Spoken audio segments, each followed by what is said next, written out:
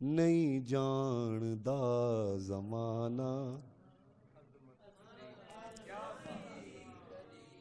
ओ भाई जड़ा 3 टाइम की रोटी पूरी करे उन्होंने की समझ आए सिद्दीक अकबर क्या है जिसे पता ही ना हो ठीक तरीके से कि मैं क्या हूं हैं। मेरे मेरे बड़े कौन कौन से हैं जिसे यही ना पता हो। नहीं जानदा जमाना, सब मिलके पढ़ो यार है ये जवानों के लिए। नहीं जानदा जमाना अजमत सिद्दीक दी, पूछो रसूल पाक तो कीमत सिद्दीक दी, पूछो रसूल पाक तो कीमत सिद्दीक दी। ए कीदे दा शेर जे है जवानों तुसी बोलोगे ते है जेड़े बुढ़ापे वाले ने है बोलना है। मननाई जे खुदा नू मननाई रसूल नू,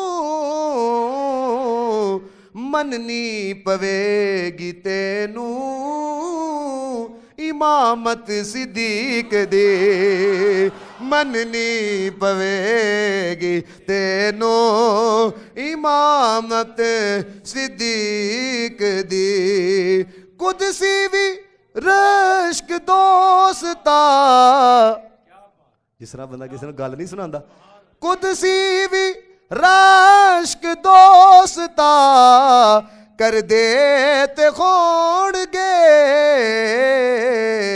विच गार दे ओ वेख के संगत सिद्दीक दी, विच गार दे ओ वेख के संगत सिद्दीक दी। अपने चेहरे भी वेखियो तो जेड़े सिद्दीक अकबर नूं सिद्दीक नहीं मानते उन्होंने भी वेखियो। इत्थे काम ठीक क्यों है उत्थे क्यों विगड़िया। आ तेनू मैं विखावा दुश्मन सिद्दीक दे,